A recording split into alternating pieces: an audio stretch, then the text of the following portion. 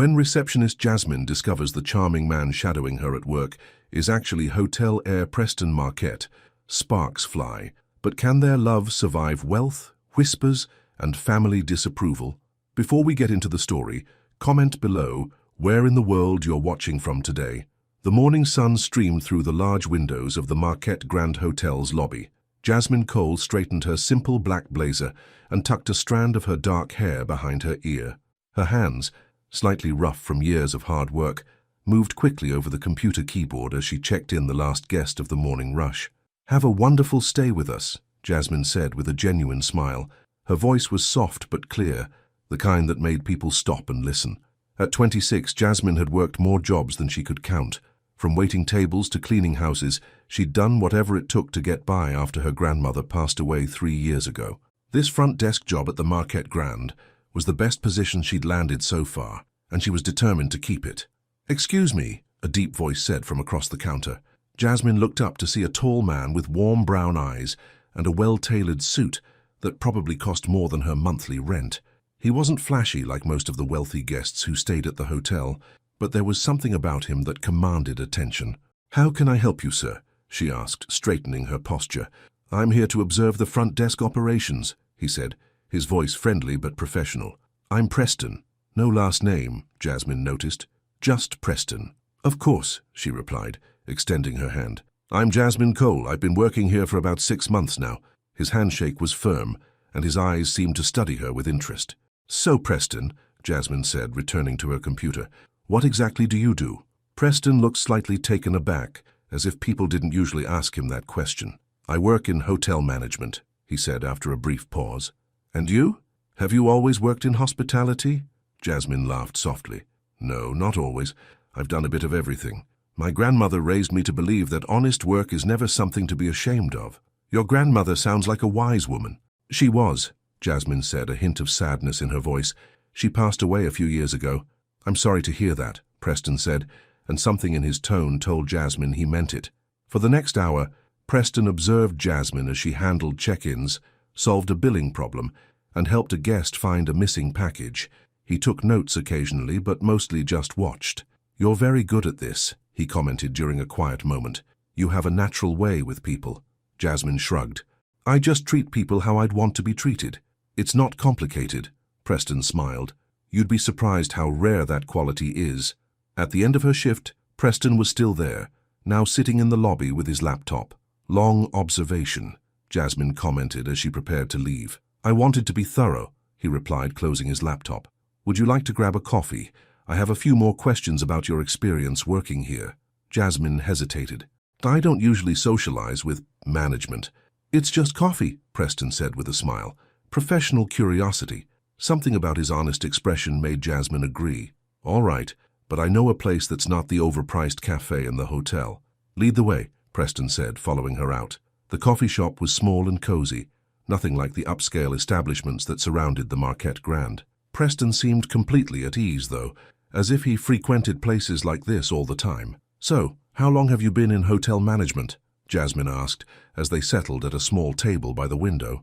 "All my life, in a way," Preston answered. "Family business." "Which hotel chain?" Preston hesitated, then said, "Marquette." Jasmine nearly choked on her coffee. "Marquette? As in the hotel I work for? Are you a regional manager or something?" "Not exactly," Preston admitted. "I'm Preston Marquette." Jasmine stared at him. "As in the Marquette family, the owners?" Preston nodded, looking slightly uncomfortable. "Yes, but please don't make a big deal about it. I was doing an undercover assessment of our properties. I like to see how things really work when people don't know who I am." "So you lied to me," Jasmine said flatly. "I omitted my last name," Preston corrected. "Everything else I told you was true." Jasmine set down her coffee cup. "Well, Mr. Marquette, I hope I passed your secret test. Now, if you'll excuse me, I should be going." "Wait," Preston said as she stood up. "I'm sorry for not being completely upfront, but I really did enjoy talking with you. Could we start over?" Jasmine looked at him skeptically. "Why would you want to do that?" "Because when you asked me what I do, you looked me in the eye like the answer actually mattered to you. Not because of my name or what I could do for you, but because you were genuinely curious. That doesn't happen to me very often." Jasmine slowly sat back down. "Fine, one more coffee, but no more secrets." Preston grinned. "Deal." One coffee turned into dinner the following week. Dinner turned into weekend outings. Before either of them realized what was happening, they were seeing each other regularly. "My mother would have a fit if she knew I was dating the hotel heir," Jasmine joked one evening as they walked through Central Park. "My mother would probably have the same reaction if she knew I was dating a hotel employee," Preston replied with a laugh. "Does that bother you?" Jasmine asked, suddenly serious. Preston stopped walking and turned to face her. "Not in the slightest. What bothers me is how much time I wasted before I met you, surrounded by people who only cared about my last name." "I cared about your last name," Jasmine reminded him. "I almost walked out of that coffee shop when I found out who you were." "Exactly," Preston said with a smile. "You cared enough to be mad that I hadn't told you. You weren't impressed by it. You were honest. My grandmother always said honesty doesn't cost a thing, but it's worth everything." "She was right," Preston said, taking Jasmine's hand in his. "And I want you to know that I'm being completely honest when I say I'm falling in love with you, Jasmine Cole." Jasmine felt her heart skip a beat. "Even with my off-brand clothes and my calloused hands?" Preston lifted her hand to his lips and kissed it gently. "Especially because of those things. They tell the story of who you are, someone who works hard, who doesn't pretend to be something she's not. I've spent my whole life surrounded by pretense. You're real, Jasmine. That's worth more than all the designer labels in the world." Over the next few months, their relationship deepened. Preston introduced Jasmine to his world gradually. Exclusive restaurants, charity galas, weekend trips to the Hamptons. Jasmine never tried to fit in. She remained herself, thoughtful, unpretentious, genuine. Some of Preston's friends accepted her warmly. Others clearly disapproved, though they were too polite to say it to Preston's face. Jasmine pretended not to notice the whispers, the sideways glances, the subtle exclusion. "You don't have to keep dragging me to these events," she told Preston one night after a particularly uncomfortable charity function. "I don't fit in with your crowd." "You're right," Preston agreed, surprising her. "You don't fit in. You're better than most of them, more authentic, more compassionate. And that's exactly why I want you there, to remind me of what really matters."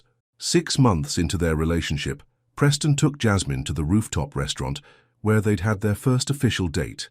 "You seem nervous tonight," Jasmine observed, as Preston fidgeted with his water glass. "Do I?" he asked with a shaky laugh. "I guess I am, a little." "What's going on, Preston? Is everything okay?" Preston took a deep breath. "Everything is perfect, actually. That's why I brought you here tonight." He reached into his pocket and pulled out a small velvet box. Jasmine's eyes widened. "Preston, let me say this first," he said, his voice steadier now. "Jasmine, before I met you, I thought I knew what my life would be. The path was laid out for me. Take over the family business, marry someone from the right social circle, live the life everyone expected me to live. But then you came along with your soulful eyes and your soft voice and your honest heart, and suddenly that path didn't seem right anymore." He opened the box to reveal a stunning but tasteful diamond ring. "This was my grandmother's. She was the strongest, most genuine person I knew, until I met you. I think she would have approved." "Preston, I don't know what to say," Jasmine whispered, tears filling her eyes. "Say you'll marry me," Preston said, reaching across the table to take her hand. "Say you'll build a life with me, not the life my family expects or the life society thinks we should have, but our own life, based on what we value, what we love." "People will talk," Jasmine warned, even as joy bubbled up inside her. "The hotel heir and the receptionist. It's like a bad romance novel." "Let them talk," Preston said with a grin. "All that matters is what we say to each other. So, Jasmine Cole, will you marry me?" Jasmine looked at the man before her, not the wealthy heir to a hotel empire, but the person who had seen her for who she truly was and loved her for it. "Yes," she said, her voice clear and certain. "Yes, I will marry you." Preston slipped the ring onto her finger, then leaned across the table to kiss her. Around them, other diners applauded, though neither of them noticed. In that moment, they were the only two people in the world. The news of their engagement spread quickly through Preston's social circle. His father, Richard Marquette, called him into his office the very next day. "Preston, I've heard some concerning rumors," Richard said, his face stern as he sat behind his massive desk. "Something about you and one of our employees?" "If you're referring to Jasmine, she's not just an employee, Dad. She's my fiancée." Richard's expression darkened. "Your fiancée? You can't be serious. You barely know this woman." "I've been dating her for 6 months," Preston replied calmly. "And I know her better than I've known anyone. She's incredible, Dad. Smart, kind, hard-working. Hard-working, Richard interrupted with a humorless laugh. Yes, I'm sure she is. Working very hard to secure herself a comfortable future with the Marquette fortune. Preston's jaw tightened. That's unfair. Jasmine doesn't care about money. All women like her care about money, son. Women like her? What exactly do you mean by that? Preston's voice had an edge now. Richard sighed heavily. You know exactly what I mean. She's not from our world, Preston. She's a hotel receptionist, for God's sake. What will people say? I don't care what people say, Preston stated firmly. I love Jasmine, and I'm going to marry her. I hoped for your blessing, but I don't need it. Don't be naive, Richard warned. Marriage isn't just about love, especially for someone in your position. It's about creating the right alliances, maintaining a certain image. No, Dad, Preston cut in. That might be what marriage means to you, but it's not what it means to me. Jasmine makes me happy. She makes me a better person. That's all that matters. Your mother will be devastated. Richard tried another approach. Mom will adjust, Preston said confidently. Once she gets to know Jasmine, she'll see what I see. Richard shook his head slowly. I hope you know what you're doing, son. For the first time in my life, I think I actually do, Preston replied. Meanwhile, Jasmine was facing her own doubts. She sat in her small apartment, staring at the beautiful ring on her finger, wondering if she was making a mistake. Her phone rang, and she was relieved to see it was her best friend, Maya. Have you seen the society pages? Maya asked as soon as Jasmine answered. You're all over them. Hotel heir engaged to staff member. It's like a fairy tale, or a disaster waiting to happen, Jasmine replied glumly. What? Why would you say that? Aren't you happy? Of course I'm happy, Jasmine sighed. I love Preston, but his world… Maya, you should see the way some of his friends look at me, like I'm dirt on their shoes, and his father called me a gold digger to Preston's face. Screw them, Maya said fiercely. Preston loves you. That's what matters. But what if they're right? What if I don't belong in his world? What if I'm setting us both up for a lifetime of struggle? Jasmine Cole, listen to me. Maya's voice was serious now. Your grandmother didn't raise you to back down from a challenge. She raised you to follow your heart and stand your ground. I know, but… No buts. Do you love Preston? With all my heart, Jasmine admitted. And does he love you? The real you? Not some version of you that fits his world?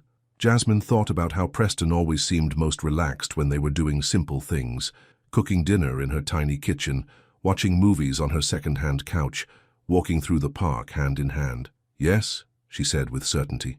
He loves the real me. Then that's your answer, Maya said simply. Everything else is just noise. Jasmine smiled, feeling the weight lift from her shoulders. When did you get so wise? I've always been wise. You've just been too busy falling in love with a billionaire to notice. They both laughed, and Jasmine felt her confidence return. She and Preston loved each other. Together, they could face anything, even the disapproval of high society. The next day, Preston surprised her by showing up at her apartment with a picnic basket. I thought we could use a day away from everything, he explained. Just you and me. They spent the afternoon in a quiet corner of Central Park, talking about their future together. I want you to know, Preston said as they lay on the blanket, watching clouds drift by, that I've been thinking a lot about my role in the family business. What about it? Jasmine asked, turning to face him. I've always followed the path that was set out for me, Harvard Business School, then straight into the executive suite. But lately, I've been wondering if there's a better way to use the Marquette resources. What do you mean? Preston sat up, suddenly animated. I've been looking into hospitality programs for underprivileged youth, training programs that could give people real opportunities in the hotel industry, people who might not otherwise get a chance. That sounds amazing, Jasmine said, sitting up beside him. I think so too, and I want you to help me design it. Preston took her hands in his. You've worked your way up, Jasmine. You know what it's like to struggle, to need a break. Your perspective would be invaluable. Jasmine felt tears prick her eyes. You really mean that, don't you? Of course I do. We could make a real difference together. Preston kissed her gently. That's the kind of legacy I want to build. Not just bigger hotels or higher profits, but actual change in people's lives. In that moment, Jasmine knew without a doubt that she had made the right choice. Preston wasn't just marrying her despite their differences. He valued those differences. He saw her background not as something to overcome, but as a source of strength and wisdom. I love you, Preston Marquette, she said softly. And I love you, soon-to-be Jasmine Marquette, he replied with a smile. As the sun began to set, casting a golden glow over the park, they talked about wedding plans. My mother is already hinting at the Plaza Hotel, 800 guests and ice sculptures, Preston said with a roll of his eyes. That sounds overwhelming, Jasmine admitted. What would your dream wedding be like? Preston asked, genuinely curious. Jasmine thought for a moment. Something smaller, more intimate, maybe outdoors, with just the people who really matter to us. That sounds perfect, Preston agreed. But first, we have to get through the engagement party. Jasmine's stomach tightened. Engagement party? Mother insists. She's already booking the rooftop at the Marquette Tower. Glass walls, Manhattan skyline, the works. Preston squeezed her hand reassuringly. It'll be fine. Just a few hours, and then we can focus on planning the wedding our way. Jasmine nodded, trying to ignore the knot of anxiety forming in her chest. A high society engagement party was exactly the kind of event that made her feel most out of place in Preston's world. Hey, Preston said softly, tilting her chin up so she would look at him. We're in this together, remember? I won't leave your side the entire night. Promise? Jasmine asked. Promise, Preston said firmly. Nothing is more important to me than you feeling comfortable and happy. If anyone makes you feel otherwise, they'll have to answer to me.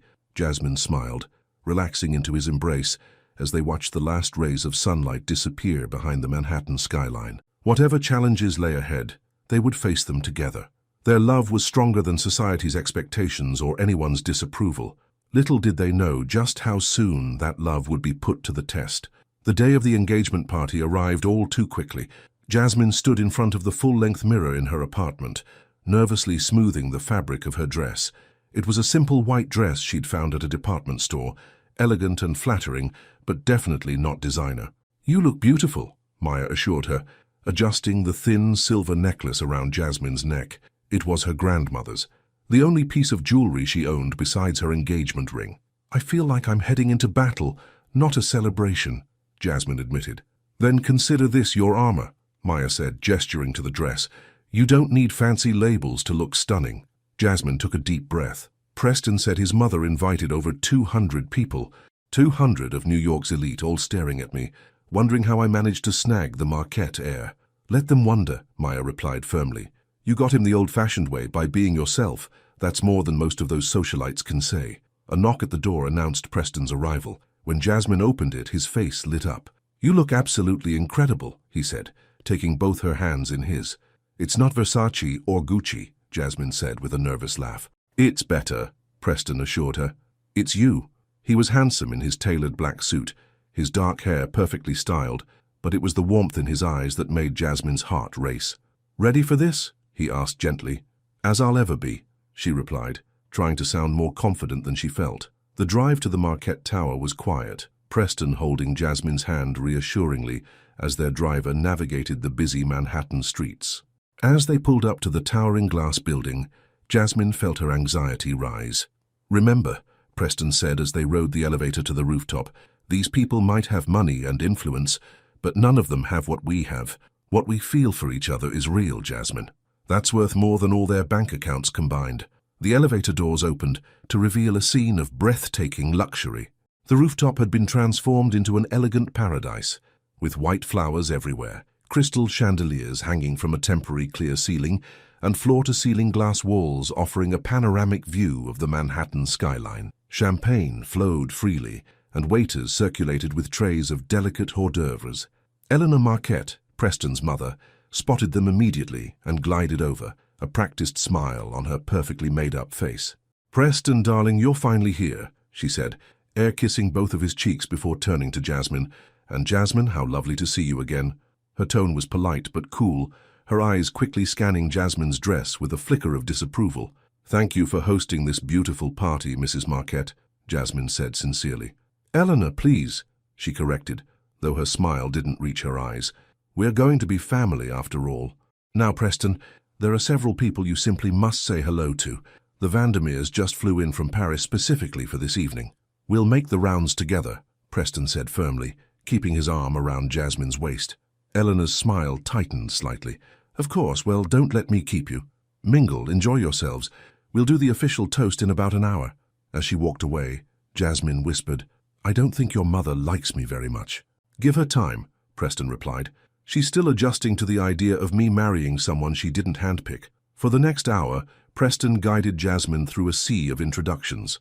Some people were genuinely warm and welcoming, others barely concealed their curiosity and judgment behind polite smiles.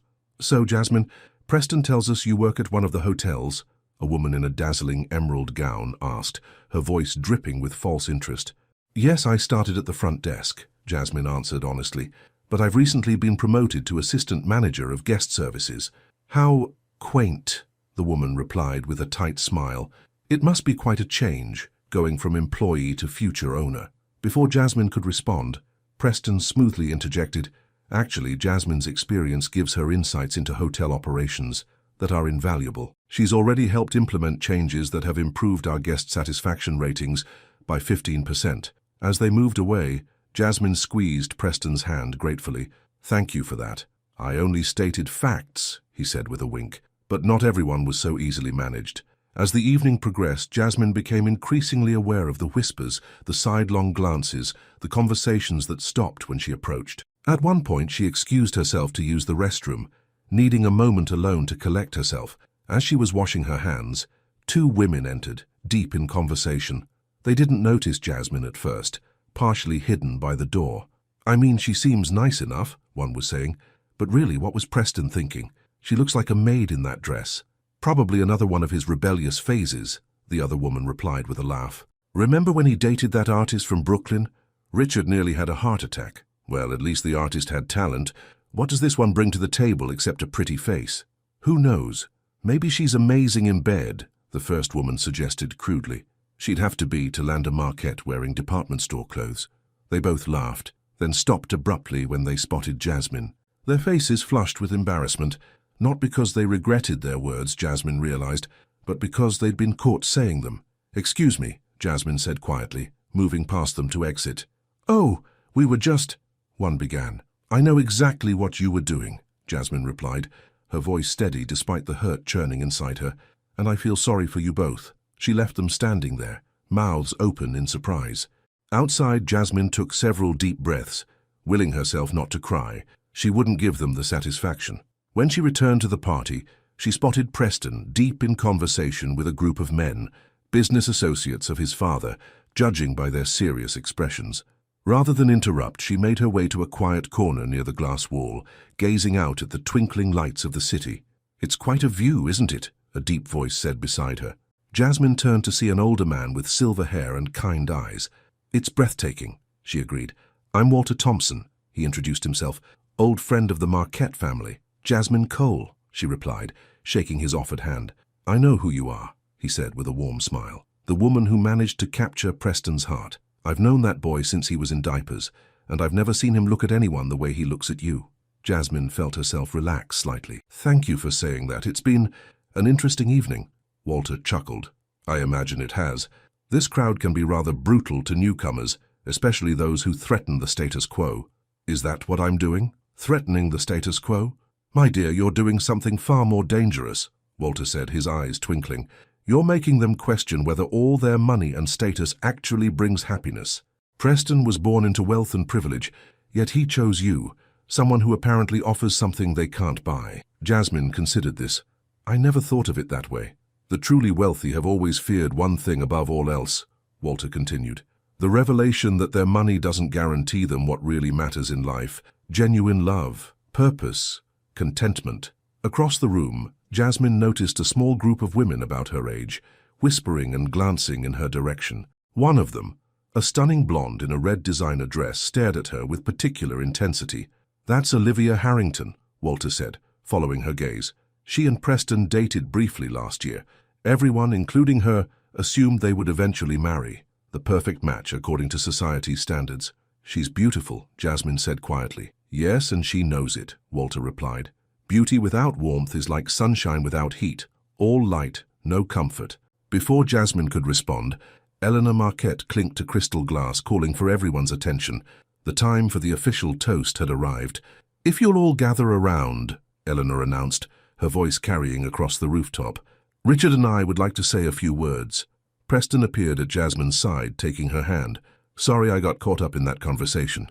Are you okay?" "I'm fine," Jasmine assured him, deciding not to mention the incident in the restroom. "I've been chatting with Walter. He's been very kind. Walter's one of the good ones, Preston said with a warm nod to the older man. One of the few people here tonight who I actually wanted to invite.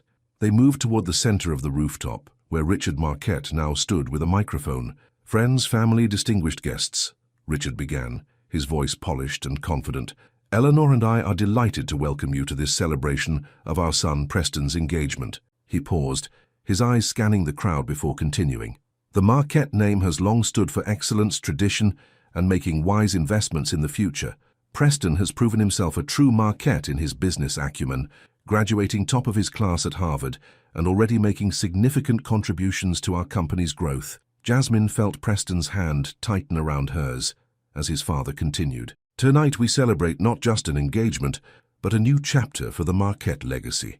Preston has always had his own way of doing things, his own vision for the future, and while it may sometimes differ from the path his mother and I might have chosen, Richard's pause was telling, and Jasmine felt a ripple of discomfort move through the crowd. We support his decisions and welcome Jasmine to our family. Oh, the words were right, but the tone was wrong, too stiff, too formal, lacking any real warmth. A smattering of polite applause followed. Eleanor stepped forward, taking the microphone from her husband. We've prepared a wonderful dinner, and afterward there will be dancing. But first, I believe Preston would like to say a few words. She handed the microphone to Preston, who stepped forward, still holding Jasmine's hand. Thank you all for coming tonight, he began, his voice strong and clear. It means a lot to have so many people here to celebrate this special moment in our lives. He looked down at Jasmine, his eyes full of love. When I met Jasmine, I wasn't looking for love. I was actually undercover at one of our hotels evaluating staff performance. A ripple of laughter moved through the crowd. What I found instead was someone extraordinary. Someone who didn't care about my last name or my bank account. Someone who asked me, "And what do you do?" Like the answer actually mattered to her. Preston paused, his gaze sweeping over the assembled guests. I was going to thank everyone for coming, but I've just realized that some of you aren't here to celebrate. You're here to evaluate. The laughter faded. Murmurs started. I've heard the whispers tonight. I've seen the looks. Some of you have even had the audacity to suggest that Jasmine looks like a maid, that she doesn't fit in. Jasmine's heart pounded. She tugged gently at Preston's hand, not wanting to create a scene, but he continued, his voice growing stronger. And you know what? You're right. She doesn't fit in with your arrogance, your entitlement, or your empty conversations about hedge funds and handbags. Eleanor gasped audibly. Richard's face darkened with anger. Around the room, people shifted uncomfortably, avoiding eye contact. Jasmine fits with me, Preston continued, his voice unwavering, with the man I want to be. She challenges me. She humbles me. She reminds me what real strength looks like. Strength isn't about being born into privilege or wearing the right labels. It's about facing life's challenges with dignity and grace, about working hard and staying true to yourself. He turned to face Jasmine fully now, his eyes locked with hers. You don't need their approval, Jasmine, but you have mine. And if I lose everyone else in this room but you, then I'm still the richest man alive. Tears filled Jasmine's eyes as Preston handed the microphone to a stunned waiter and dropped to one knee in front of her. Let me ask you one more time, in front of people who never deserved to witness it in the first place. Will you marry me, Jasmine Cole? Yes, she whispered through her tears. Yes, Preston. And then something unexpected happened. Walter Thompson began to clap, slowly at first, then more enthusiastically.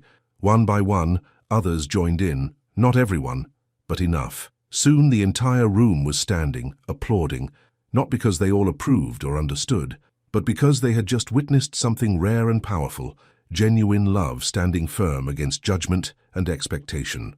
As Preston stood and kissed her, Jasmine felt a strange sense of peace wash over her. The whispers and judgments no longer mattered. She and Preston had just declared their truth to the world, and the world, however reluctantly, had been forced to acknowledge it. When they finally broke apart, Jasmine noticed that Richard and Eleanor had disappeared from the room. Several other guests were also making their way to the elevators, clearly uncomfortable with what had just transpired. I think we just lost about a third of our guest list, Preston observed with a wry smile. Are you okay with that? Jasmine asked, concerned about the rift he'd just created with his family and social circle. More than okay, he assured her. I've spent years trying to please those people, especially my father. It feels incredibly freeing to finally stand up for what I truly believe in, for who I truly love. For the rest of the evening, A strange, new atmosphere settled over the party. Those who remained seemed more genuine, more relaxed. People who had barely acknowledged Jasmine earlier now approached to introduce themselves properly. It wasn't universal acceptance, but it was a start. As they danced beneath the stars and city lights, Preston held Jasmine close. "I'm sorry if I embarrassed you," he murmured against her hair. "You didn't embarrass me," she replied, looking up at him. "You defended me. No one's ever done that before." "Get used to it," Preston said with a smile, "because I plan to spend the rest of my life standing up for you, standing beside you and reminding you every day how remarkable you are." Later that night, as their car pulled away from the Marquette Tower, Jasmine leaned her head on Preston's shoulder, exhausted but content. "What happens now?" she asked. "With your parents, I mean." Preston sighed. "They'll come around eventually, or they won't. Either way, we'll be fine. I don't want to be the reason you lose your family, Preston." "You're not," he assured her. "If they choose to distance themselves, that's their decision. But I think once they see how happy you make me, how good we are together, they'll accept it. My mother is stubborn, but she loves me. My father, well, he respects strength if nothing else, and tonight I think I showed him I have a backbone." When they reached Jasmine's apartment, Preston walked her to her door. "I know we planned for me to stay over tonight, but if you're too tired..." Jasmine silenced him with a kiss. "I want you to stay," she said softly. "After everything that happened tonight, I just want to be close to you." Inside, as they lay together in the darkness of Jasmine's small bedroom, Preston traced gentle patterns on her bare shoulder. "I meant every word I said tonight," he told her. "You've changed my life, Jasmine. Before I met you, I was just going through the motions, following the path that had been laid out for me. You made me question everything, made me want to be better, to do more with the opportunities I've been given." "You give me too much credit," Jasmine said, snuggling closer to him. "You always had it in you to be your own man." "Maybe," Preston conceded, "but you gave me the courage to actually do it." They fell asleep in each other's arms, the events of the evening fading into the quiet certainty of their love for one another. The next morning, Jasmine woke to find Preston already up, making coffee in her tiny kitchen. He was wearing just his dress pants from the night before, his chest bare, his hair adorably rumpled. The sight made her heart swell with happiness. "Good morning," she said, wrapping her arms around him from behind. Preston turned in her embrace, kissing her gently. "Good morning, beautiful. Any regrets about last night?" she asked, searching his face. "None," he replied without hesitation. "Though I should probably check my phone. I'm sure my parents have called." Sure enough, there were 3 missed calls from his mother and a terse text from his father. "We need to talk. Office, 2 p.m. Preston showed Jasmine the message. "Looks like I'm being summoned. Are you going to go?" "Yes," Preston said after a moment's thought. "Running away won't solve anything. Besides, I have nothing to apologize for." After breakfast, Preston reluctantly left to go home and change before his meeting with his father. Jasmine spent the day with Maya, recounting the events of the engagement party.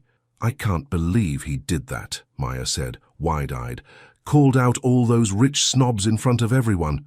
"I was shocked too," Jasmine admitted, "but also proud. It felt good to have someone stand up for me that way." "So what happens now?" "I don't know," Jasmine said honestly. "Preston's meeting with his father today. I'm worried about what it might mean for his position in the company." Maya shook her head in disbelief. "Would his father really punish him professionally for who he's marrying?" "I hope not, but from what Preston has told me, Richard Marquette is used to getting his way, and I'm definitely not what he had in mind for a daughter-in-law." Meanwhile, Preston arrived at the Marquette Tower, taking the executive elevator to the top floor where his father's office was located. His mother was there too, seated on one of the leather sofas, looking tense. "Preston," Richard greeted him coldly. "Sit down." Preston remained standing. "I prefer to stand, thank you." Richard's jaw tightened. "Very well. I'll get straight to the point. Your behavior last night was completely unacceptable. You embarrassed your mother, you embarrassed me, and you embarrassed the Marquette name." "I defended the woman I love against cruel and elitist remarks," Preston corrected him. "If that embarrasses you, then perhaps you should reconsider your values." "Don't you dare lecture me about values," Richard snapped. "I built this company through hard work and smart decisions, including who I chose to align myself with socially and professionally." "And I'm supposed to follow the same blueprint?" Preston asked. "Marry someone you approve of, someone who brings the right connections or the right image?" "It wouldn't hurt," Richard replied tersely. Eleanor spoke up, her voice softer but no less firm. "Preston, we only want what's best for you, and for the company." Jasmine is what's best for me, Preston said simply. She makes me happy. She makes me a better person. Why isn't that enough for you? Because life isn't just about personal happiness, Richard argued. It's about responsibility, about legacy. The Marquette name stands for something in this city, in this industry. And what exactly does it stand for, Dad? Preston challenged. Wealth, status, or something more meaningful? Richard's face flushed with anger. Don't twist my words. This family has always stood for excellence, for quality. Then you should be thrilled about Jasmine, Preston interrupted, because she embodies those values more genuinely than most of the people at that party last night. She's worked hard for everything she has. She treats everyone with respect regardless of their status. She's honest, compassionate, and incredibly smart. She's also completely unsuitable as the wife of a Marquette heir, Richard stated flatly. Preston's expression hardened. That's where you're wrong. And frankly, if you can't see past your own prejudice, then maybe I don't want to be a Marquette heir. The words hung in the air, shocking both Richard and Eleanor. What are you saying? Eleanor asked, her voice barely above a whisper. I'm saying that if I have to choose between my name and the woman I love, I choose her. Every time. Richard stood up from behind his desk, his face a mask of cold fury. Think very carefully about what you're saying, son. There are consequences to such choices. I understand that, Preston replied calmly, and I'm prepared to face them. You would walk away from everything, your birthright, your future in this company, for a hotel receptionist, Richard demanded incredulously. Assistant manager of guest services, actually, Preston corrected with a hint of a smile. And yes, I would, because a future without Jasmine isn't a future I want, no matter how many zeros are in my bank account.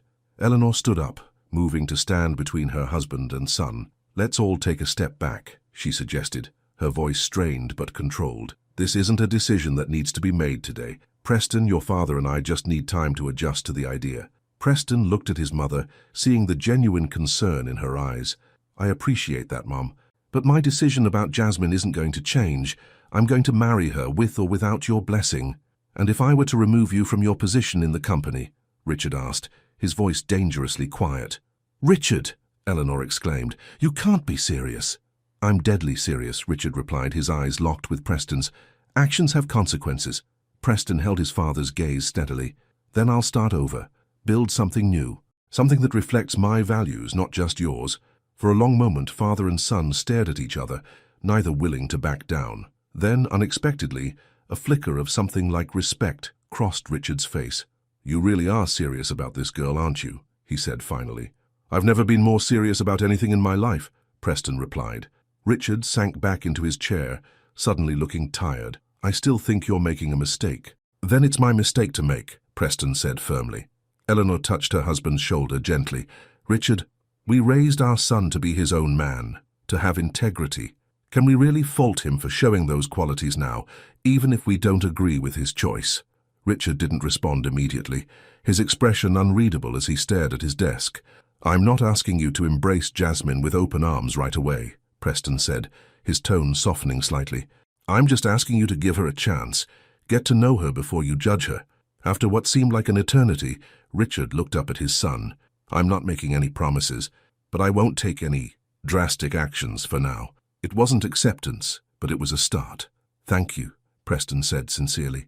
As he turned to leave, Eleanor followed him to the door. Preston, she said quietly, I want you to be happy. I really do. It's just, this isn't what I imagined for you. I know, Mom, he replied gently, but sometimes the things we don't plan are the ones that bring us the most joy. Eleanor nodded, her eyes suspiciously bright. Bring her to dinner next week. Just the four of us. A proper chance to get to know each other. Preston kissed his mother's cheek. We'll be there. As he left the Marquette Tower, Preston felt lighter than he had in years. The path ahead wouldn't be easy, but for the first time in his life, it was truly his own. And with Jasmine by his side, he knew he could face whatever challenges came their way. He pulled out his phone and called her immediately. How did it go? Jasmine asked anxiously, as soon as she answered. Better than I expected, actually, Preston replied. My father didn't disown me or fire me, which is something, and my mother wants us to come to dinner next week. Really? Jasmine sounded surprised. That's unexpected. They're trying in their way, Preston said. It's a small step, but an important one. I'm glad, Jasmine said softly. I never wanted to come between you and your family. You haven't, Preston assured her. You've just helped me realize what's truly important. And speaking of important things, I was thinking we should start looking at wedding venues. Something outdoors, intimate, just like you wanted. Are you sure? After everything that's happened? I've never been more sure of anything, Preston said firmly. I love you, Jasmine Cole, and I can't wait to make you my wife. As Jasmine hung up the phone, she felt a mixture of emotions. Joy, hope, and a quiet determination. The road ahead might be bumpy, but with Preston by her side, she knew they could navigate it together. Their love had already withstood judgment and disapproval. It had proven itself stronger than expectations or traditions. What had started as a chance meeting between a hotel heir and a receptionist had blossomed into something powerful enough to challenge the status quo and break down barriers. And this was just the beginning of their story. The dinner with Preston's parents was scheduled for Friday evening at the Marquette family home, a sprawling penthouse overlooking Central Park. Jasmine spent hours choosing the right outfit, finally settling on a navy blue dress that was the most expensive thing she owned. "You look perfect," Maya assured her as Jasmine fretted in front of the mirror. "Elegant, but not like you're trying too hard. I just want them to see that I'm not some gold digger," Jasmine said, adjusting her grandmother's necklace. "That I really love Preston for who he is, not what he has." "Anyone with eyes can see that," Maya replied. "Just be yourself." That's who Preston fell in love with. When Preston arrived to pick her up, he whistled appreciatively. "You look stunning." "Is it appropriate for dinner with your parents?" Jasmine asked anxiously. Preston took her hands in his. "It's perfect. But more importantly, how are you feeling?" "Nervous," Jasmine admitted. "Your father basically threatened to disinherit you because of me. That's a lot of pressure for a first family dinner." "Don't think of it that way," Preston said gently. "This isn't about you proving yourself to them. It's about them getting to know the amazing woman I love." The ride to his parents' penthouse was quiet, Jasmine's mind racing with all the things that could go wrong. When they arrived, Eleanor Marquette greeted them at the door, perfectly coiffed and dressed in an understated but obviously expensive outfit. "Preston, Jasmine, welcome," she said, her smile polite if not entirely warm. "Please come in." The penthouse was even more impressive than Jasmine had imagined. High ceilings, priceless art on the walls, panoramic views of the city through floor-to-ceiling windows. Richard Marquette was waiting in the living room, a drink in his hand. "Son," he greeted Preston with a nod, then turned to Jasmine. "Miss Cole." "Thank you for inviting us, Mr. Marquette," Jasmine said, meeting his gaze steadily. "Your home is beautiful." "It's been in the family for 3 generations," Richard replied. "I grew up here, as did Preston." "Can I offer you a drink?" Eleanor asked, moving toward a well-stocked bar cart. "Wine? Cocktail?" "Just water for me, thank you," Jasmine replied. "I'll have the same," Preston added, placing a supportive hand on the small of Jasmine's back. The first half hour was excruciating, filled with stilted small talk about the weather and neutral current events. Eleanor made several attempts to find common ground, asking Jasmine about her interests and background, but Richard remained mostly silent, observing. Over dinner, an exquisite meal served by a private chef, Richard finally addressed Jasmine directly. "Preston tells me you've been promoted at the hotel," he said. "Yes," Jasmine replied. "I'm now assistant manager of guest services." "And how long have you worked in hospitality?" "About 3 years in hotels specifically," Jasmine answered. "Before that I worked various jobs to put myself through community college." "Community college?" Richard's eyebrow arched slightly. "Yes, I earned my associate's degree in business administration," Jasmine said, refusing to be embarrassed. "I'm currently taking night classes to complete my bachelor's." "Jasmine graduated at the top of her class," Preston added proudly. "While working full-time." Richard nodded slowly. "Admirable work ethic. My grandmother always stressed the importance of education," Jasmine explained. "She raised me after my mother left, and she sacrificed a lot to make sure I had opportunities." "And your father?" Eleanor asked gently. "I never knew him," Jasmine said simply. "It was just my grandmother and me." A flicker of sympathy crossed Eleanor's face. "It couldn't have been easy." "It wasn't," Jasmine acknowledged. "But it taught me to be strong, to be grateful for what I have and to work hard for what I want." "And what is it that you want, Miss Cole?" Richard asked, his gaze intense. Jasmine met his eyes. "To build a meaningful life with your son, to support his dreams while pursuing my own, to create a family based on love and respect, not to become a Marquette," Richard pressed. "Not to enjoy the wealth and status that comes with our name." "Dad," Preston warned, but Jasmine placed a hand on his arm. "It's okay," she assured him, then turned back to Richard. "Mr. Marquette, I won't pretend that marrying Preston won't change my life materially. Of course it will, but that's not why I'm marrying him. I fell in love with Preston because he's kind, intelligent and genuine, because he saw me, really saw me, when so many others just looked past me. Her voice grew stronger as she continued. I know you're concerned that I'm not the right match for him socially. I understand that, but I promise you, there is no one who will love your son more completely, support him more fiercely, or be more committed to his happiness than I will. The table fell silent. Even Richard seemed taken aback by her candor. Finally, Eleanor spoke. Well, I believe that's what any parent wants for their child, isn't it? Someone who truly loves them. Richard cleared his throat. Preston mentioned you have ideas about community outreach programs for the hotel chain? The abrupt change of subject caught Jasmine by surprise. Yes, I do. I believe there's an opportunity to create training and employment pathways for people who might not otherwise have access to careers in luxury hospitality. Interesting, Richard said, sounding genuinely curious. And how would you structure such a program? For the next hour, the conversation flowed more naturally as Jasmine outlined her vision for a program that would provide hospitality training and mentorship to young people from underserved communities. To her surprise, Richard asked thoughtful questions and even offered suggestions. By the end of the evening, the atmosphere had shifted, not to warm acceptance perhaps, but to something less hostile, more open to possibility. As they were leaving, Eleanor embraced Preston and after a moment's hesitation, Jasmine as well. Thank you for coming, she said. We should do this again soon. Richard shook Preston's hand, then turned to Jasmine. You've given me something to think about, Miss Cole. I appreciate your honesty. In the car on the way home, Preston let out a long breath. That went better than I expected. Your father actually seemed interested in my community program idea, Jasmine said, still surprised. He recognizes a good business concept when he hears one, Preston replied. And what you proposed makes sense. It's socially responsible, but also creates a pipeline of loyal, well-trained staff. That's the kind of thinking that impresses him. So, I passed the test? Jasmine asked with a small smile. Preston took her hand. It wasn't a test, but yes, I think you definitely made an impression, a positive one. Over the next few weeks, Jasmine and Preston began planning their wedding in earnest. True to his word, Preston supported Jasmine's vision for a smaller, more intimate ceremony, rather than the lavish society event his mother had initially envisioned. What about this? Preston asked one evening, showing Jasmine photos of a beautiful greenhouse on a historic estate just outside the city. It's surrounded by gardens, and we could have the reception in the adjacent stone building. It's perfect, Jasmine breathed, studying the images. Absolutely perfect. They set a date for the following spring, giving them about 6 months to plan.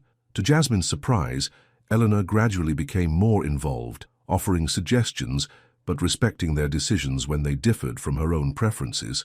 She's really trying, Jasmine told Maya, after a surprisingly pleasant afternoon of looking at flower arrangements with Eleanor. She still makes the occasional comment about how unusual our choices are, but she's making an effort. And Papa Marquette? Maya asked skeptically. Richard, Jasmine said with a shrug. He's civil when we see him, which isn't often. He's been traveling a lot for business. What Jasmine didn't mention was the nagging worry that Richard's frequent business trips were a way to avoid dealing with his son's engagement. Preston had assured her that everything was fine at work, that his position in the company remained secure, but she couldn't help wondering if Richard was simply biding his time. Those concerns deepened when Preston came home one evening, looking troubled. What's wrong? Jasmine asked immediately. Nothing, Preston said, then sighed at her skeptical look. It's just work stuff. Dad has been making some decisions without consulting me, which isn't like him. What kind of decisions? Restructuring some of the management teams at our Asian properties, moving around some investments. Nothing major on its own, but together it feels strange. Have you asked him about it? I tried, Preston said, loosening his tie. He said it's all part of a larger strategy that he'll explain when the time is right. Jasmine felt a chill. Do you think he's trying to push you out? No, Preston said, but he didn't sound entirely convinced. That wouldn't make sense. I'm his only heir, the future of the company. Unless he no longer wants you to be, Jasmine said quietly. Preston pulled her into his arms. Hey, even if that were true, which I don't believe it is, it wouldn't change anything between us. I told you before, I choose you over everything else. I know, Jasmine said, resting her head against his chest. I just don't want to be the reason you lose what you've worked so hard for. You're not, Preston insisted. And whatever happens with the company, we'll face it together. Meanwhile, Jasmine was making strides in her own career. Her promotion to assistant manager had come with new responsibilities, and she was excelling in the role. Her community outreach proposal had been submitted formally through proper channels at Preston's suggestion, and to her delight, it had been approved for a pilot program at 3 of the Marquette hotels. Congratulations, her supervisor David told her. This is a big deal, getting approval directly from corporate for a program like this. I still can't believe it, Jasmine admitted. I was sure it would get lost in bureaucracy. David gave her a knowing look. Having the Marquette name probably didn't hurt. I submitted it through regular channels, Jasmine said defensively. Preston didn't pull any strings. I didn't mean it like that, David assured her. You earned this on your own merit. The program is solid.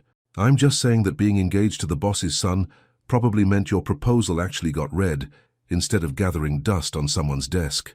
Jasmine had to acknowledge the truth in that. I want to make sure this succeeds on its own merits. No special treatment. With you leading it, I have no doubt it will, David said confidently. The pilot program was scheduled to launch the month after the wedding, giving Jasmine something professional to look forward to as well. Her life was coming together in ways she had never imagined possible, and despite the ongoing tension with Richard, she allowed herself to feel hopeful about the future. That hope was tested when 3 months before the wedding, Preston came home with troubling news. Dad's selling the Asian properties, he said without preamble. All 5 of them. The contracts are already being drafted. Jasmine stared at him in shock. But those were your projects. You spent 2 years expanding into those markets. Exactly, Preston said, his expression grim. And he made the decision without even discussing it with me. When I confronted him, he said it was a strategic realignment, and that I needed to trust his judgment. Do you think it's personal? Jasmine asked, voicing the fear they'd both been avoiding. Preston ran a hand through his hair in frustration. I don't know. It could be legitimate business reasoning. The Asian market has been volatile lately, but the timing. What are you going to do? For now, nothing, Preston decided. I'll play along, see what his endgame is. But I've also started looking into our legal options, just in case. Legal options? Jasmine repeated, alarmed. My grandfather's trust gives me certain rights in the company that even my father can't override, Preston explained. I don't want to go that route, but I need to understand all my options. The uncertainty cast a shadow over their wedding preparations, though they both tried not to let it affect their happiness. Jasmine threw herself into finalizing details for the ceremony, while Preston maintained a careful watch on his father's business maneuvers. To Jasmine's surprise, Eleanor became an unexpected ally during this time. They were having tea one afternoon, reviewing the seating chart for the reception, when Eleanor brought up the tension directly. I know Richard's recent business decisions have been concerning, she said carefully. Jasmine looked up from the chart. Has he talked to you about it? Not in so many words, Eleanor admitted. But I've been married to the man for 35 years. I know when he's plotting something. Do you think he's trying to push Preston out of the company? Jasmine asked bluntly. Eleanor sighed. I don't think it's that simple. Richard loves Preston.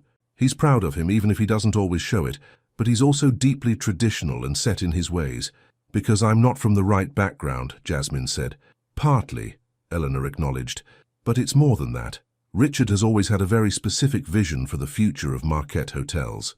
Preston's ideas, many of which seem to have been influenced by you, represent a significant departure from that vision. So he's punishing Preston for thinking differently. I think he's trying to reassert control, Eleanor said thoughtfully. Richard has always been the one in charge, the one making the decisions. Preston's independence threatens that. What can we do? Jasmine asked, surprised to find herself seeking advice from the woman who had initially been so cold to her. Give him time, Eleanor suggested, and perhaps a way to save face. Richard isn't as inflexible as he seems, but he needs to feel that any compromise is his idea. Jasmine considered this. You really think he'll come around? I know my husband, Eleanor said with a small smile. He respects strength and conviction, even when it opposes him. Both you and Preston have shown those qualities. Before Jasmine could respond, her phone rang. It was Preston. I need to take this, she told Eleanor, who nodded understandingly. Preston, is everything okay? Jasmine asked, noting the tension in his voice when he said hello. Not really, he replied. Dad just announced a board meeting for next week. He's proposing a new corporate structure that essentially demotes me to regional operations while he brings in an outside executive to oversee global strategy. Can he do that? Technically, yes. He's still CEO and majority shareholder. What are you going to do? Jasmine asked, her heart sinking. Fight it, Preston said firmly. I've called my grandfather's old lawyer. We're meeting tomorrow to review my options. After she hung up, Jasmine found Eleanor watching her with concern. Bad news? Eleanor asked. Jasmine hesitated, then decided honesty was the best approach. Richard is restructuring Preston's role in the company, diminishing his responsibilities. Eleanor's expression hardened. I see. I'm sorry, Jasmine said quickly. I shouldn't have told you that. It puts you in a difficult position. No, Eleanor said, standing up. You were right to tell me. Sometimes Richard needs a reminder that he's not the only one with influence in this family. To Jasmine's surprise, Eleanor gathered her things and prepared to leave. We'll continue with the seating chart another time. Right now I need to have a conversation with my husband. The next few days were tense. Preston met with lawyers and spoke with key board members, quietly building support. Jasmine felt helpless, able to offer emotional support but little else in a battle over a company she barely understood. Then, 3 days before the board meeting, everything changed. Richard Marquette called Preston and requested a private meeting, not at the office but at his club, an exclusive establishment where the Marquette men had been members for generations. Should I go? Preston asked Jasmine that morning as he dressed for the meeting. Of course you should, she replied, straightening his tie. At least hear what he has to say. I won't back down, Preston warned. Not on us, and not on my place in the company. I wouldn't expect you to, Jasmine assured him, kissing him goodbye. Just try to remember he's your father, not just your CEO. The hours dragged by as Jasmine waited for news. She tried to distract herself with wedding details, but her mind kept returning to the meeting, imagining confrontations and ultimatums. Finally, late that afternoon, Preston returned. To her surprise, he was smiling. What happened? She asked anxiously. Something unexpected, Preston replied, loosening his tie. Dad offered me a deal. What kind of deal? He's still going to restructure the company, but not the way he originally planned. Instead of bringing in an outside executive, he's creating 2 equal positions, COO and president. He'll remain CEO for now, with me as COO overseeing operations, and he's offering you a role too. Me? Jasmine repeated, stunned. What kind of role? Director of Community Engagement, Preston said, watching her reaction. Overseeing an expanded version of your outreach program across all Marquette properties. Jasmine sank onto the couch. I don't understand. Why would he offer me a position? Apparently my mother had quite a conversation with him, Preston said with a chuckle. She reminded him of some of his own unconventional decisions in the early days of his career, decisions his father opposed, but that ultimately proved successful. So this is Eleanor's doing? Partly, Preston acknowledged. But Dad also admitted that your program proposal impressed him. He did some research, spoke to people at the hotel, and heard nothing but praise for your work ethic and ideas. I can't believe it, Jasmine said, still processing. What about the board meeting? Cancelled. Dad's already spoken to the key members. The new structure will be announced next month after our wedding. Jasmine stood up and began pacing. This feels like a test, or a trap. I thought the same thing at first, Preston admitted, but Dad seemed genuinely sincere. He even said something I never thought I'd hear from him. What's that?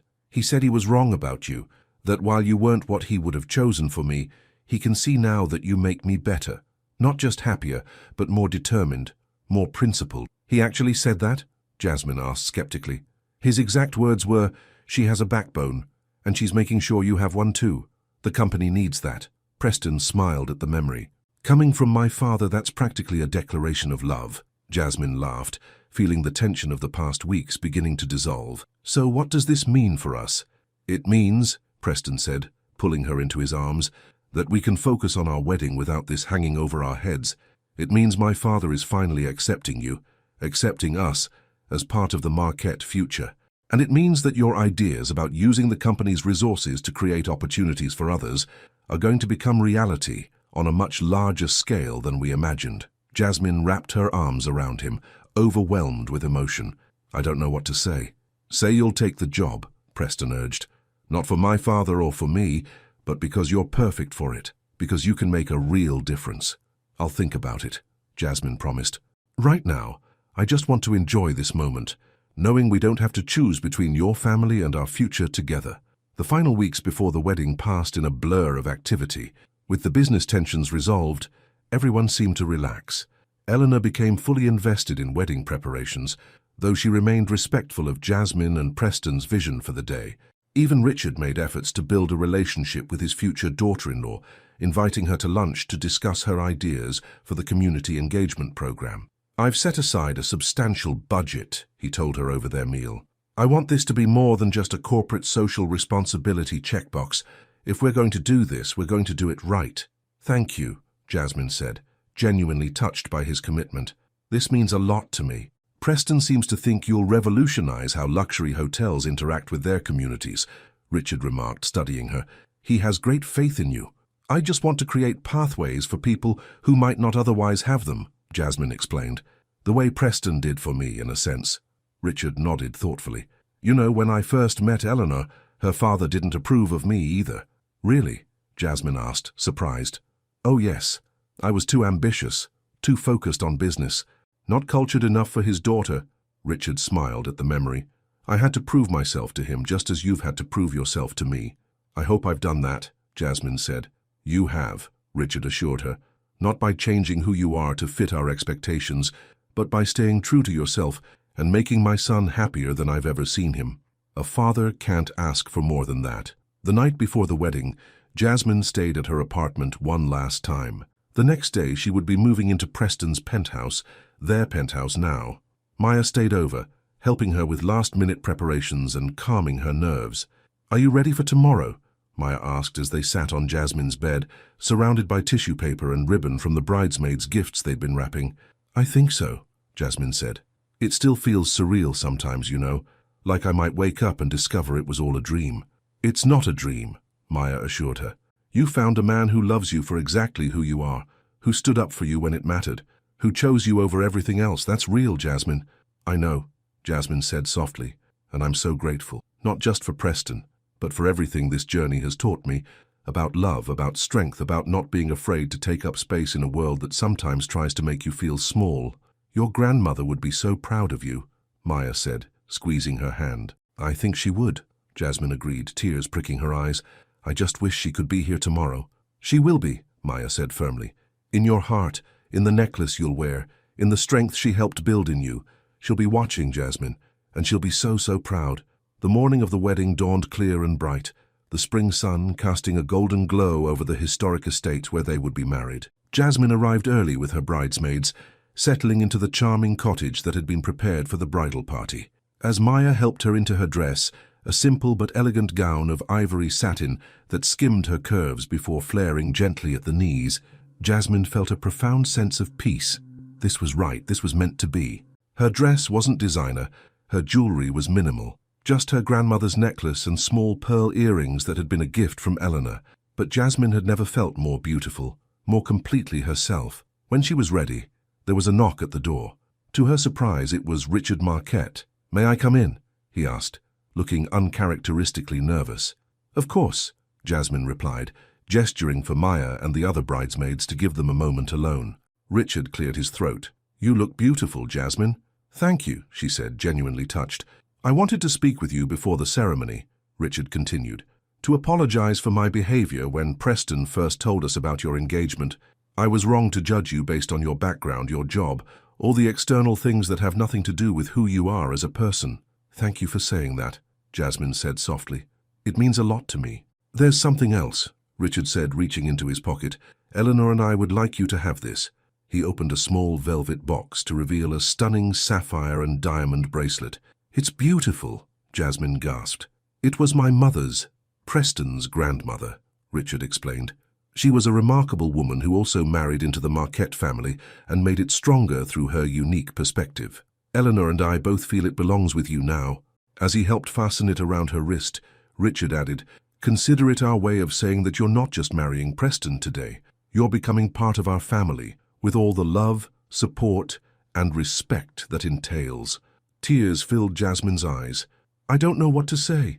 "Say you'll take good care of my son," Richard replied, his own eyes suspiciously bright, "and that you'll continue to challenge him, and all of us, to be better. "I promise," Jasmine said, squeezing his hand. Richard nodded, composing himself. "Well then, I believe we have a wedding to attend. And since your grandmother isn't here to do the honors, I was wondering if you might allow me to walk you down the aisle." Jasmine's heart swelled with emotion. "I would be honored." Outside, in the glass-walled greenhouse filled with flowers and greenery, Preston waited nervously at the altar. When the music began and the doors opened to reveal Jasmine on Richard's arm, his face lit up with joy and love. As she walked toward him, Jasmine took in the scene, the intimate gathering of their closest friends and family, the simple but beautiful decorations, the look of complete adoration in Preston's eyes. This wasn't the fairy tale wedding she'd dreamed of as a little girl. It was better. It was real. When Richard placed her hand in Preston's, whispering, "Take care of each other," Jasmine knew that they had accomplished something remarkable. They had not only found love against the odds, but they had transformed the world around them through the power of that love. Standing before the minister, exchanging vows that they had written themselves, Jasmine and Preston weren't just becoming husband and wife. They were proving that true love could transcend differences, overcome prejudice, and create something new and beautiful in the process. "I promise to love you without conditions or expectations," Preston vowed, his voice strong and clear, "to stand beside you in all things, to support your dreams as fiercely as you've supported mine. You've shown me what really matters in life, Jasmine, and I will spend the rest of my days thanking you for that gift." "I promise to love you honestly and completely," Jasmine replied, tears of joy streaming down her face. "To remind you of your strength when you doubt yourself, to challenge you when you need it, and to comfort you when you're troubled. You saw me when others looked past me, Preston. You valued me for exactly who I am. I will treasure that always, and strive to be worthy of such love." As they exchanged rings and were pronounced husband and wife, the small gathering erupted in applause. Even those who had initially doubted their relationship, including several of Preston's relatives, seemed genuinely moved by the obvious love between them. At the reception, held in the beautiful stone building adjacent to the greenhouse, Eleanor found a moment to speak privately with Jasmine. "I owe you an apology," she said, taking Jasmine's hands in hers. "I was so focused on what I thought Preston needed that I couldn't see what was right in front of me, that you are exactly what he needs." "We all want what's best for the people we love," Jasmine replied graciously. "I understand that." "You've changed this family for the better," Eleanor continued. "Not just Preston, but Richard too. Even me. You've reminded us of values we'd forgotten in our privileged world." Before Jasmine could respond, Preston appeared at her side. "May I steal my wife for a dance?" he asked, the word wife bringing a smile to his face. "Of course," Eleanor replied, kissing them both on the cheek before moving away. On the dance floor, Preston held Jasmine close. "Happy?" he asked softly. "Completely," she replied, resting her head against his chest. "Are you?" "More than I ever thought possible," Preston assured her. "We did it, Jasmine. Against all odds, we found our way here, together." Jasmine looked up at the man she now called husband, her heart full to bursting with love. "This is just the beginning," she said. "The best is yet to come." As they danced beneath twinkling lights, surrounded by people who had finally learned to see beyond appearances to the truth of their love, Jasmine knew she was right. This wasn't the end of their story. It was just the beginning of a new chapter, one they would write together, on their own terms, with love as their guiding principle. And in that moment, nothing else mattered. Not wealth or status, not background or privilege, just two people who had found in each other something rare and precious. A love strong enough to overcome every obstacle, to bridge every divide, to transform not just their own lives, but the lives of those around them. A love against all odds. The first year of marriage brought both joys and challenges for Jasmine and Preston. They settled into their life together in the penthouse, which Jasmine had redecorated to feel more like a home than a showplace. She'd kept some of Preston's expensive art pieces, but mixed in more personal touches, photographs, colourful throw pillows, and a few cherished items from her grandmother's home. "I love what you've done with the place," Preston said one evening, as they relaxed on their sofa, looking out at the city lights. "It feels like us now, not just me." Jasmine smiled, nestling against him. "That was the goal, a space that represents both of us, where we both feel comfortable." Professionally, they were both thriving. Preston had stepped confidently into his role as COO of Marquette Hotels, bringing fresh ideas while respecting the company's traditions. Richard, true to his word, had given his son real authority, and their working relationship had improved dramatically. Jasmine had taken on the position of Director of Community Engagement with characteristic determination and vision. Her pilot program had expanded to all Marquette properties, creating training and employment opportunities for hundreds of people from underserved communities. "The graduation ceremony for our first class of trainees is next week," Jasmine told Preston over dinner one night. 23 people who might never have had a chance in luxury hospitality, all with jobs waiting for them. "I'm so proud of you," Preston said, reaching across the table to squeeze her hand. "You're changing lives." "We're changing lives," Jasmine corrected him. "None of this would have been possible without your support and your father's resources." "But it was your vision," Preston insisted. "Your understanding of what people really need, not charity, but opportunity and dignity." Their personal relationship with Richard and Eleanor had evolved as well. Sunday dinners at the Marquette penthouse had become a regular tradition, with the conversation flowing more easily each time. Richard still occasionally made tone-deaf comments about money or status, but he was making a genuine effort to understand Jasmine's perspective. Eleanor had become an unexpected ally and friend. She and Jasmine often had lunch together, and Eleanor had taken a sincere interest in the community program, using her social connections to secure additional funding and support. "You've changed them," Maya observed one day when Jasmine was telling her about Eleanor's latest efforts. "The whole Marquette family is different because of you." "Not just because of me," Jasmine replied. "Preston was ready for change. He just needed someone who believed in the same vision. Not everything was perfect, of course. There were still awkward moments at high society functions, where some of Preston's former social circle made their disapproval known through subtle snubs or backhanded compliments. But these incidents bothered Jasmine less and less as time went on. She was secure in her marriage, her career, and her own worth. 6 months after their wedding, Jasmine and Preston faced their first real crisis as a couple. Preston's mother was diagnosed with breast cancer, sending shockwaves through the family. Eleanor, always so strong and composed, suddenly seemed vulnerable. "I don't know how to help her," Preston confessed to Jasmine after the diagnosis. "Dad is falling apart, though he's trying not to show it, and I feel like I need to be strong for both of them, but I'm scared too. We'll face this together," Jasmine promised, holding him close as he finally allowed himself to cry. "All of us as a family." Over the next several months, Jasmine proved herself to be the glue that held the family together during Eleanor's treatment. She researched the best doctors, organized meal deliveries, accompanied Eleanor to chemo appointments when Richard or Preston couldn't, and provided the emotional support that the Marquette men, unused to dealing with vulnerability, struggled to express. "I don't know what we would have done without you," Richard told her one evening as they sat in the hospital waiting room while Eleanor underwent a procedure. "You've been our strength through all of this." "Family takes care of family," Jasmine said simply. "That's what my grandmother taught me." Richard nodded, his eyes suspiciously bright. "Your grandmother was a wise woman. I wish I could have met her." "She would have given you a run for your money," Jasmine said with a small smile. "She didn't believe in mincing words or wasting time." "Sounds familiar," Richard replied, giving her a knowing look. "Perhaps that's where you get your backbone." When Eleanor's treatment was finally complete and she was declared cancer-free, the family celebrated with a quiet dinner at home. As they raised their glasses in a toast to Eleanor's health, Richard surprised everyone with an announcement. "I've been doing a lot of thinking during these past months," he said, his voice uncharacteristically emotional, "about what truly matters in life, about legacy.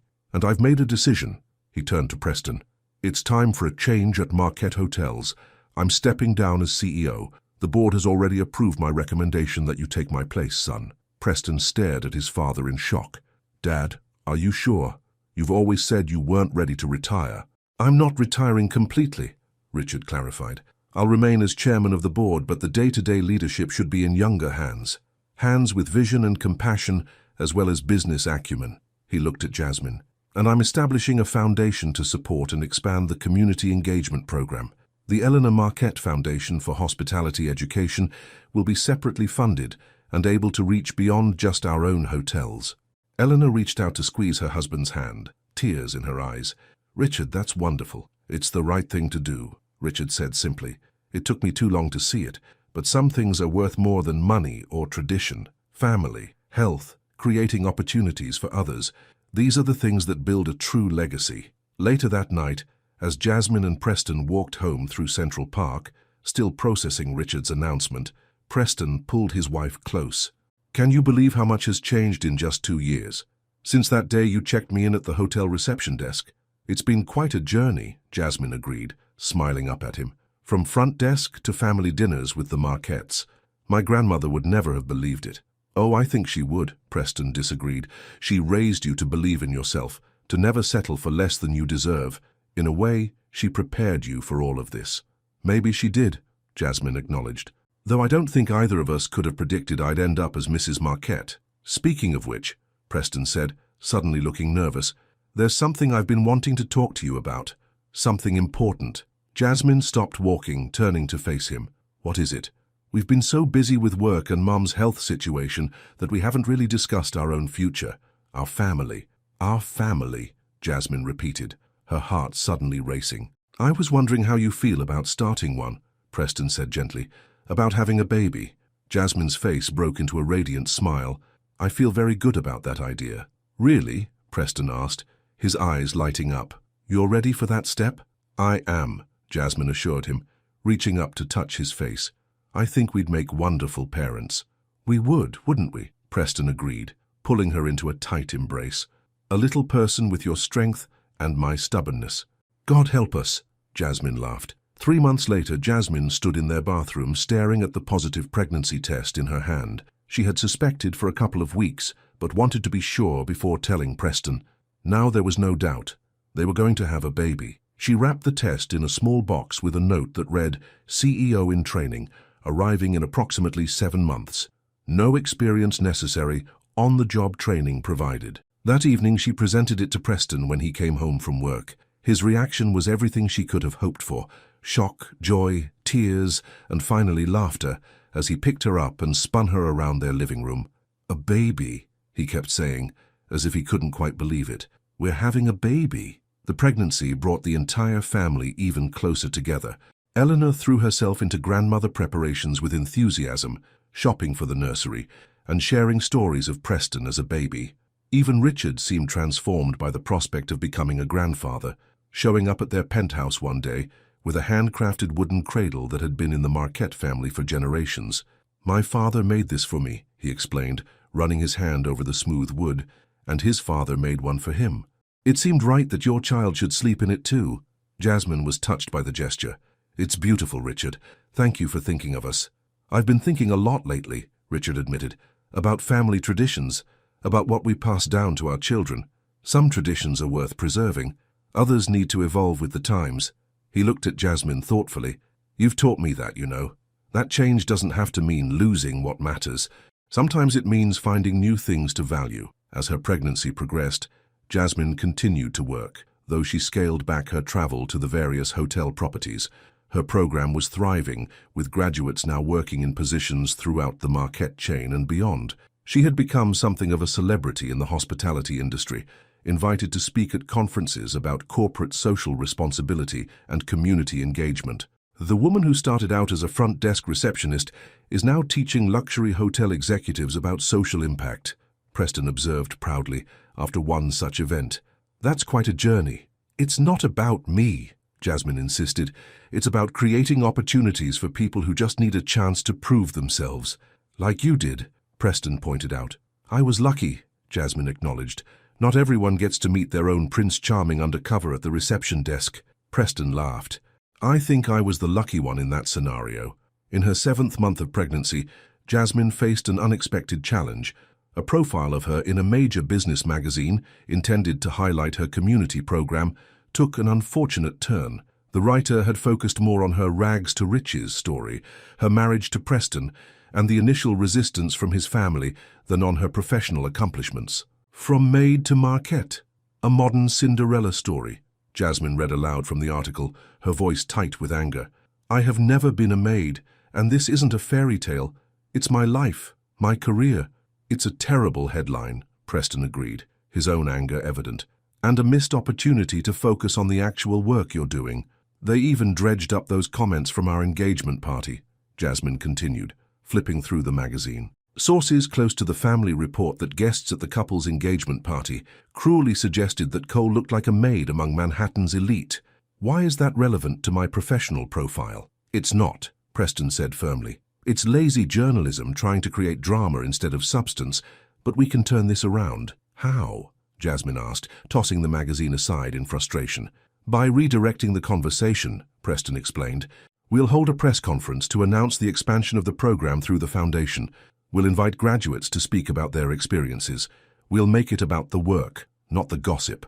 True to his word, Preston helped organize an event that showcased the real impact of Jasmine's program. Graduates spoke eloquently about how it had changed their lives. Industry partners testified to the quality of the employees who had come through the training. Even Richard made remarks about how the program was transforming the culture of Marquette hotels for the better. By the end of the day, the narrative had shifted. New articles focused on the program's success, on Jasmine's leadership, on the innovative approach to corporate social responsibility. The Cinderella angle was relegated to a footnote, if mentioned at all. You were right, Jasmine told Preston that evening as they reviewed the coverage. We could change the story by focusing on what really matters. It's a lesson we've learned together, Preston replied, placing a gentle hand on her rounded belly. That we define who we are, not other people's perceptions or expectations. 2 months later, after a relatively easy labor, Jasmine gave birth to a healthy baby girl. They named her Grace Eleanor Cole Marquette, honoring both Jasmine's grandmother, Grace, and Preston's mother, while including Jasmine's maiden name as part of their daughter's identity. She's perfect, Preston whispered, holding his daughter for the first time, tears streaming down his face. Absolutely perfect. She is, Jasmine agreed, exhausted but radiant, and she's going to have the best of both worlds, your family's opportunities and my family's values. The first visitors were Richard and Eleanor, who arrived at the hospital bearing flowers and a small, tasteful diamond bracelet for their new granddaughter.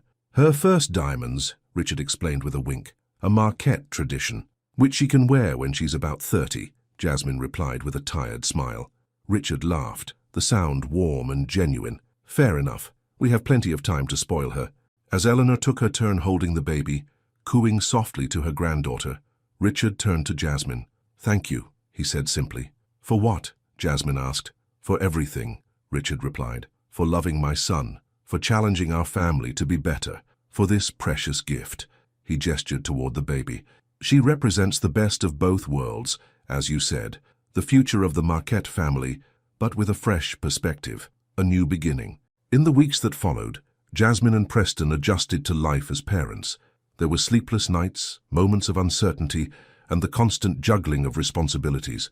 But there was also joy, pure, uncomplicated joy, in watching their daughter grow and change each day. They had agreed that Jasmine would take 6 months of maternity leave before returning to work part-time. Preston adjusted his schedule to be home more, determined to be a hands-on father despite his demanding role as CEO. My father was always working when I was growing up, he told Jasmine as they sat together one evening, watching Grace sleep in her cradle. I barely saw him except at formal dinners or when he was teaching me about the business. I want something different for our daughter. She'll know her father, Jasmine promised, and she'll know that work is important, but family comes first.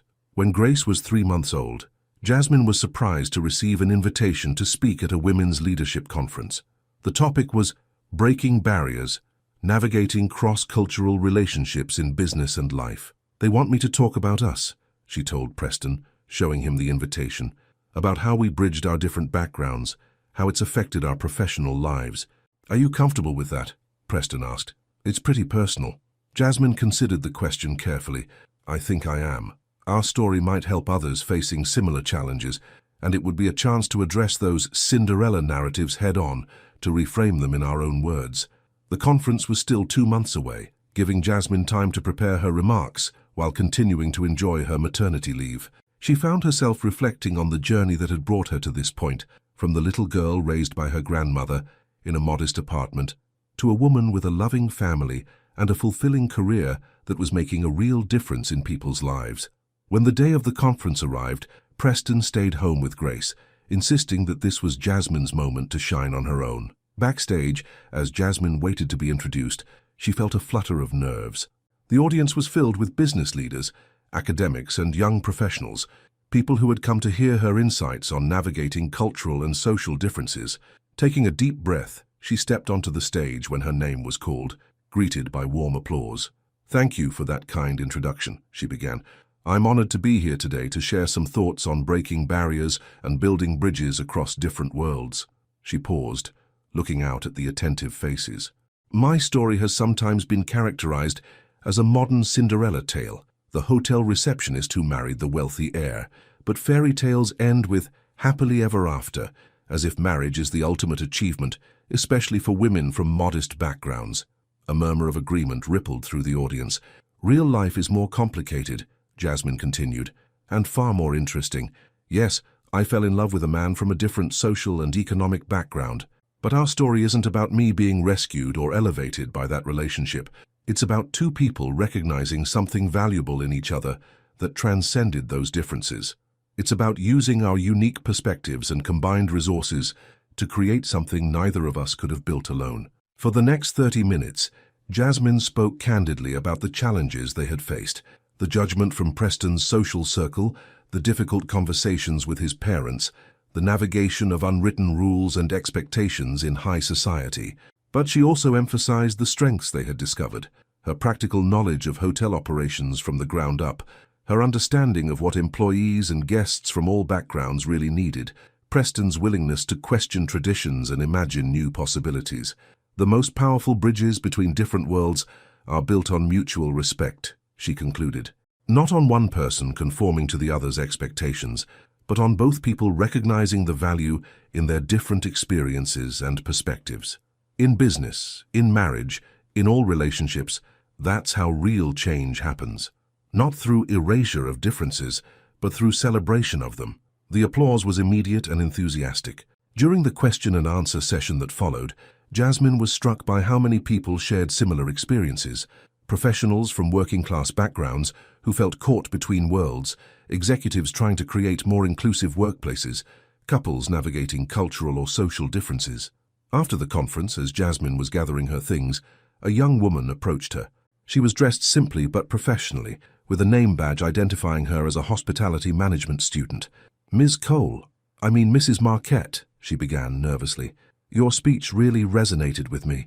I'm working 2 jobs to put myself through school, and sometimes I wonder if I'll ever really belong in the executive offices of a luxury hotel chain." Jasmine smiled warmly. "First of all, it's Jasmine. And second, the fact that you've worked those jobs will make you a better executive one day. You'll understand the whole operation in a way that someone who started at the top never could." "That's what I keep telling myself," the young woman admitted. "But it's hard when you see how easily some people move through that world, while I'm still figuring out which fork to use at a fancy dinner." Jasmine laughed. "I still mix those up sometimes. But here's what I've learned. People who truly matter won't judge you by those superficial things. They'll value your insights, your work ethic, your fresh perspective." She reached into her bag and pulled out a business card. "The Marquette Foundation is always looking for promising students for our internship program. Send me your resume." The young woman's eyes widened. "Really? That would be amazing. Just promise me one thing," Jasmine said, suddenly serious. "When you make it to those executive offices, and you will, remember to hold the door open for others coming up behind you." "I promise," the young woman replied earnestly. That evening, as Jasmine recounted the interaction to Preston while they gave Grace her bath, she felt a profound sense of purpose. "That could have been me 10 years ago," she mused. "Talented, hard-working, but unsure if there was really a place for me at the table." "And now you're not just at the table, you're helping to set it," Preston observed proudly, "changing who gets invited and what gets served." "We're changing it," Jasmine corrected him, watching as he gently wrapped their daughter in a fluffy towel. Together, as the months passed, their life fell into a new rhythm. Jasmine returned to work part-time, dividing her attention between the foundation and their growing daughter. Preston continued to lead Marquette Hotels with a progressive vision, implementing many of Jasmine's ideas about employee development and community engagement across the company. Richard and Eleanor were doting grandparents, though they respected Jasmine and Preston's parenting decisions, even when they differed from traditional Marquette approaches. To everyone's surprise, Richard became particularly hands-on with his granddaughter, often cancelling business meetings to attend her pediatrician appointments or simply to spend an afternoon playing with her. "He never did any of that with you," Eleanor remarked to Preston one day, as they watched Richard on the floor of their living room, patiently building a block tower with 10-month-old Grace. "I know," Preston replied without resentment, "but he's a different person now. We all are. On Grace's first birthday, they held a small celebration in the garden of the estate where they had been married. As Jasmine watched her daughter toddle unsteadily among the flowers, supported by her grandfather's steady hands, she felt a wave of gratitude wash over her. Maya joined her, slipping an arm around her waist. "Look at you, Mama. Living the dream." "Not the dream I ever imagined," Jasmine admitted, "but better. Because it's real," Maya said wisely. "Real love, real family, real purpose." Later that evening, after all the guests had gone and Grace was asleep in her crib, Jasmine and Preston stood on the balcony of their penthouse, looking out at the city lights. "Penny, for your thoughts," Preston said, wrapping his arms around her from behind. "I was just thinking about that day at the hotel reception desk," Jasmine replied, leaning back against him. "When this handsome man in a nice suit asked me what I did, and I had no idea he owned the place." Preston chuckled. "Best undercover operation of my life, though I wasn't exactly smooth." "Smooth enough to get my attention," Jasmine reminded him. "I almost didn't go for that coffee with you, you know." "But you did," Preston said softly, "and it changed everything." "Everything," Jasmine agreed, turning in his arms to face him. "Not just for us, but for so many people. Your parents, the graduates of our program.